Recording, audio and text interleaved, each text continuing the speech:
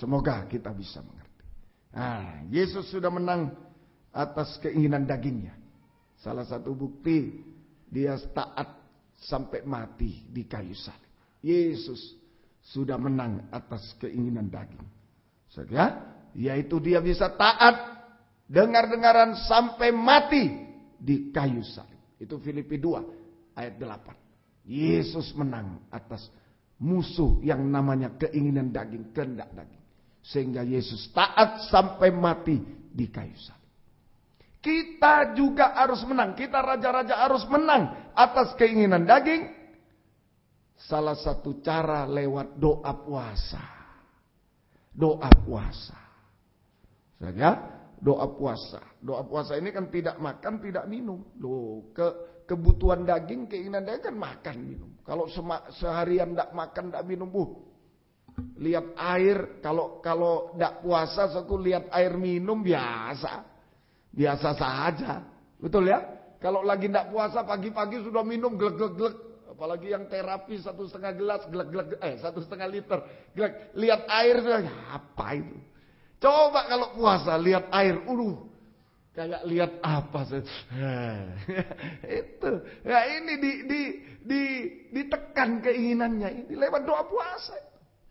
Doa puasa. Ya, ini kita harus menang atas keinginan daging. Salah satu cara lewat doa dan puasa. Doa puasa. Doa puasa adalah proses mempercepat perobekan daging dengan segala keinginannya. Sehingga kita bisa menerima kehendak Allah, firman Allah. Sekalipun bertentangan dengan daging. Dan kita bisa taat dengar-dengaran. Sampai daging tidak bersuara lagi. Kalau Yesus taat sampai mati. Kalau kita taat sampai daging tidak bersuara. Doa puasa adalah proses mempercepat. Jangan lambat-lambat. Kalau aduh saya ini keinginan daging untuk nonton, umpama ini nonton yang porno kok tidak bisa. Saya sudah 3 macam ibadah, saya sudah berdoa.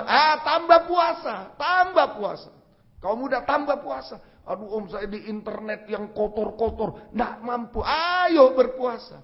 Proses perobekan, proses mempercepat perobekan daging dengan segala keinginannya. Sehingga kita bisa menerima kehendak Tuhan yang bertentangan dengan daging. Kita bisa taat dengar-dengaran pada firman Allah. Sampai daging tak bersuara lagi, diam. Tak bersuara. Kalau Yesus taat sampai mati, sudah. Kalau kita taat dengar-dengaran sampai daging tak bersuara lagi. Pintu tirai terobek. Ruangan maha suci. Masuk ruangan maha suci, kesempurnaan. Nah inilah, mengalahkan musuh rohani kita meningkat. Mengalahkan dosa, maut, masuk halaman tabernakel, hidup benar. Bertobat, hidup benar. Baptisan air, hidup benar. Sesudah itu, mengalahkan dunia, setia, tekun, masuk ruangan suci. Masuk ruangan suci. Setia, hidup suci. Ya, kita hidup suci. Tadi boleh ditambah ketekunan dalam 3 macam ibadah pokok sehingga kita bisa hidup suci. Hidup suci. Dan yang ketiga tadi mengalahkan daging dengan segala keinginannya. Lewat doa penyembahan, doa puasa terutama. Mempercepat. Sampai kita bisa taat sampai daging tak bersuara. Pintu tirai terobek. Pintu terakhir, pintu tirai terobek. Ruangan maha suci, kita masuk ruangan maha suci. Inilah, mari kita sampai taat sampai daging tak bersuara. Seringkali kita taat, tapi pilih-pilih masih. Kalau enak bagi daging taat. Kalau yang tidak cocok bagi daging tidak taat. Nah ini taat sampai daging tak bersuara. Sampai tak bersuara. Tidak bersuara lagi. Saya beri contoh. Taat sampai daging tidak bersuara. Tadi taat itu mengulurkan tangan kepada Tuhan. Sebelum contoh. Taat sampai daging tak bersuara. Taat sampai daging tak bersama dengan mengulurkan tangan kepada Tuhan. dan Tuhan mengulurkan tangan kepada kita. Tangan kuasa, kita menerima kuasa Tuhan yang tak terbatas. Itu taat.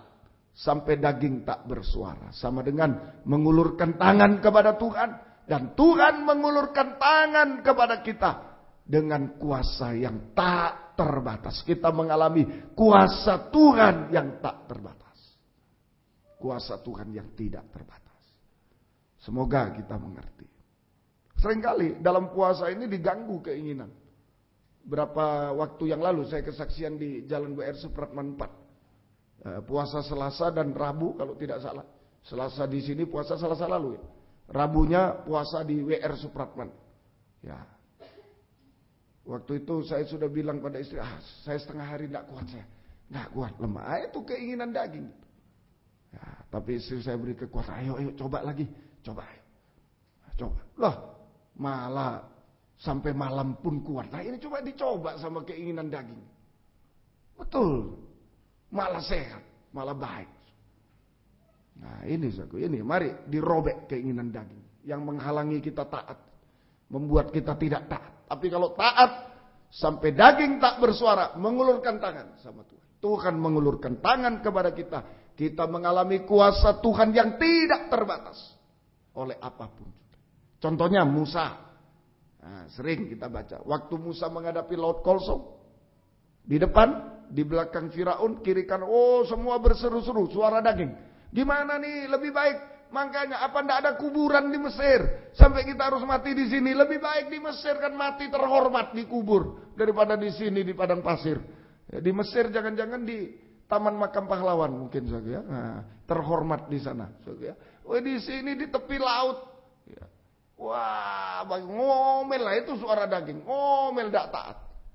Lalu Tuhan perintahkan Musa apa? Bukan cari kapal Musa, cari.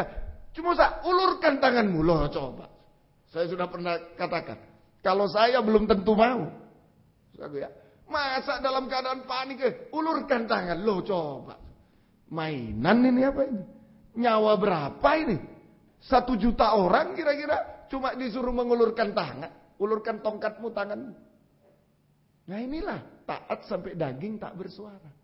Kalau suara kepandaian kita, masa menghadapi laut Firaun cuma suruh mengulurkan, nah tidak masuk akal. Suara daging, kepandaian kita.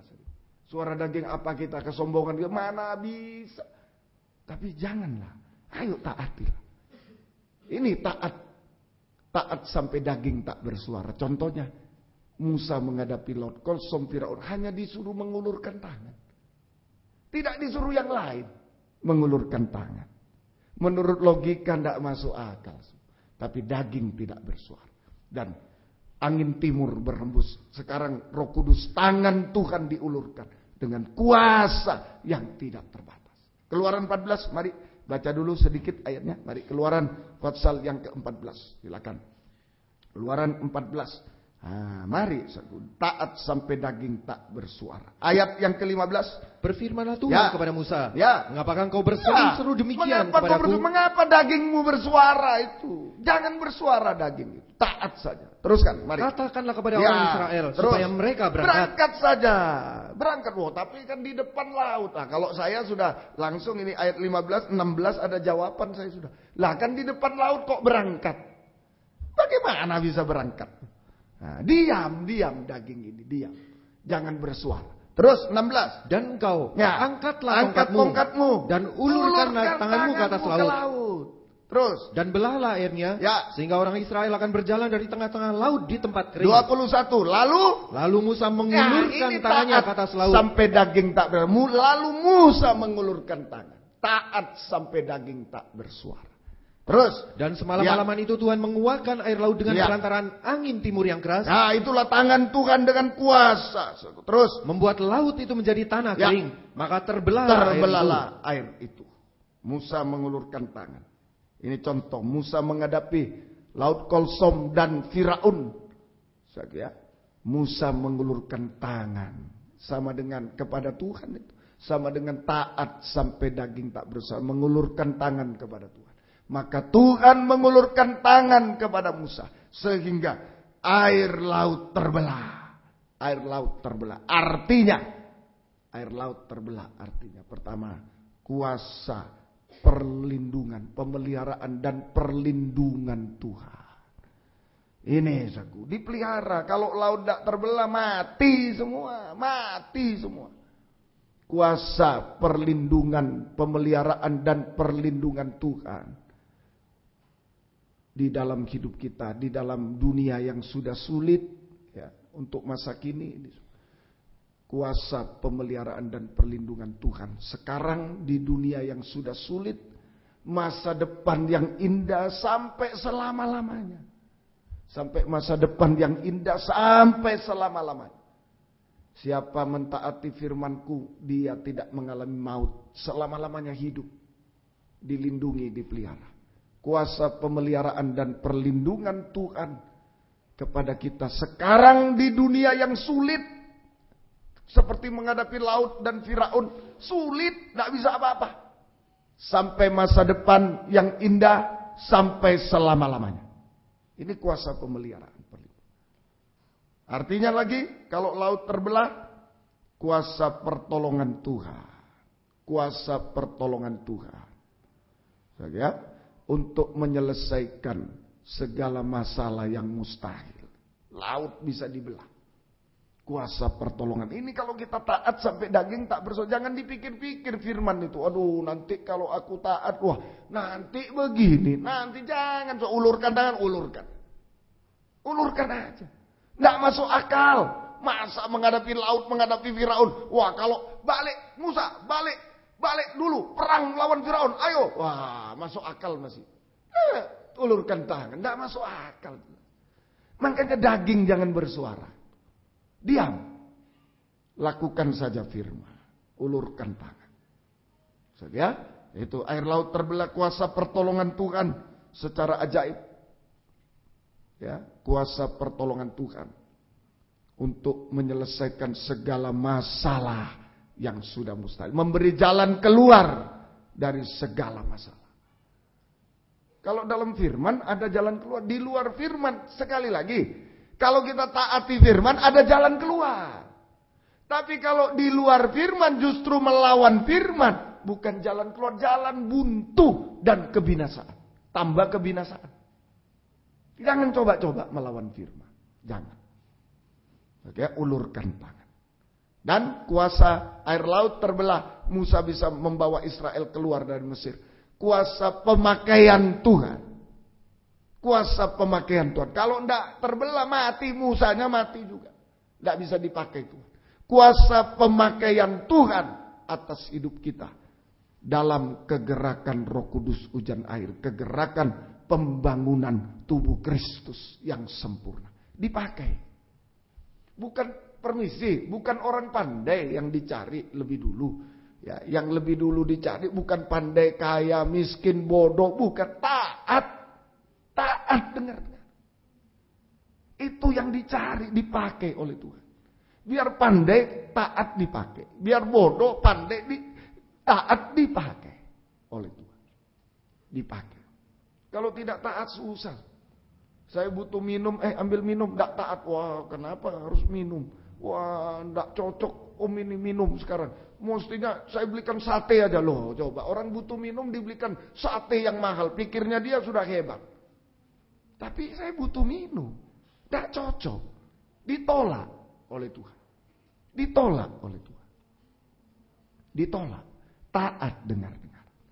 Ini contoh Musa. Contoh satu lagi, perjanjian baru, orang lumpuh. Nah, coba bayangkan. Tuhan datang pada orang lumpuh, 38 tahun lumpuh. Lalu dikatakan apa? Bangkitlah, angkat tilammu loh. Ya kalau orang lumpuh itu bisa protes loh. Tuhan sudah 38 tahun. Jangankan mau ngangkat sendiri, orang lain ngangkat aja susah saya kok. Mungkin sudah kesakitan 38 tahun itu. Jangankan ngangkat tilam, ngangkat badannya aja diangkat orang. Salah. Ada. Ini Tuhan langsung datang, angkat tilammu, bayangkan. Coba kalau kita bagaimana? Oh, orang apa ini? Firman apa itu? Nah, ini seringkali daging bersuara. Inilah taat sampai daging tidak bersuara. Angkat tilammu dan berjalanlah. Coba sudah angkat tilam berjalan. Tapi kalau dia lakukan, ada kuasa Tuhan. Amin.